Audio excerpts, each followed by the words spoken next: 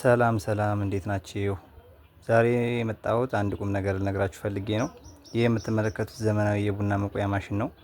አሁን እንደምትመለከቱት ቆሻሻውን እየለየ ነው። ነገር ግን ይህ ቡና ተለቅሞ ተዘጋጅቶ የመጣ ቡና ነው።